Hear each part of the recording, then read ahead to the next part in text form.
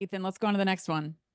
Most overrated innovation. Now, it doesn't have to Oh, do with Aldi Ooh, specifically, oh, but it does have to okay. do with just yeah, walk out technology. yeah. I'm gonna And Ooh, eat all crow. right. I'm I eating crow like on this one. there was look, Hmm. I I please don't tell anybody, even though there's an audience. I worked in blockchain. I remember when everyone was excited about that, and I was like, did people not see how unevolved the technology is yet? I saw the metaverse up close, never really believed in it. Nah. Uh, just walk out though takes the cake for me.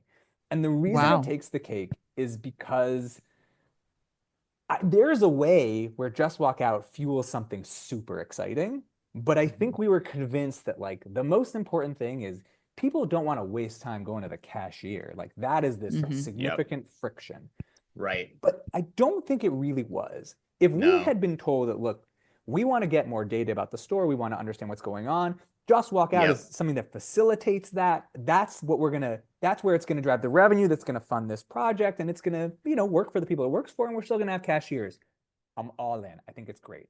But this idea that like what's really bothering me as a consumer is the cashier, I think has been proven to be not true.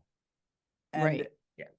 the question now that is kind of set up for us is, do we see this kind of segment abandoned? And I hope we don't. Or do we see it done more intelligently? So like, I think small, like bodega-esque retail experiences, like what you see in like the Amazons within the airport, that's super cool. I think that makes a lot of sense. In major cities, super cool, makes a lot of sense. But if it's going to come to these larger format grocery stores, it needs to be done within a wider perspective. And I think, at this stage, we have to call it for what it is. The Just Walk Out trend just didn't live up to the potential.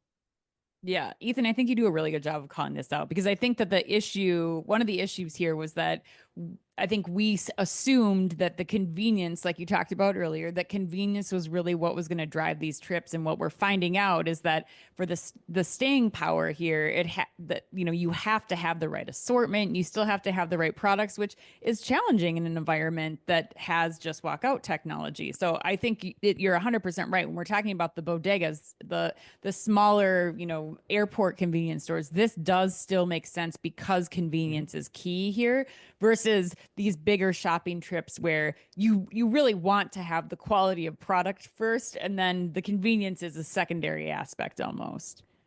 Yeah, absolutely. Especially since, like, I mean, what's the amount of time you need to save for it to move the needle? And we talked about this with the Right. convenience is king Yeah. thing, but I do think that like measure of like, I think convenience is binary. Like if I'm going to, and it's depending on what I'm looking to buy. But if I'm Yeah. going to the grocery store, I'm willing to go X number of minutes for a certain type of product, and I'm not willing to go past that. But anything within that catchment area is where I'm willing to go. It's not as Hmm. simple as like, oh, I'll go to the place that's the most convenient.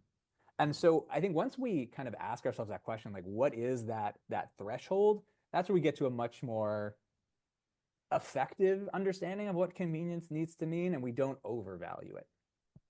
Yeah, I mean, I've never thought about this before, but it's kind of why I love doing this show too, because you get these epiphanies in the moment. But at the end of the day, the beauty of the just walk out technology is actually the computer vision cameras that are understanding everything that's happening in the store, so you can process the data and better personalize the experience to your customer. The just walk out aspect of it is almost marginal, right? It's almost it's in comparison to like self checkout. There's not that big of an upgrade on that. So in a lot of ways, when I step back from this conversation, I think the biggest disservice Amazon might have done was calling it the just walk out technology. Had they named it like the smart store technology of the future or some stupid thing like that I'm coming up with on the top of my head, Yeah. would we have seen more traction with it versus this gimmicky just walk out idea, which to your point, Ann, I think still is applicable in event spaces and possibly at airports, although I think the question is still there because it's hard for people to acclimate towards it, especially with self-checkout even at airports. So yeah, I don't know what you guys think about that, but I never thought about that. Like, did they just market this wrong? Is that what we're seeing here? I don't know.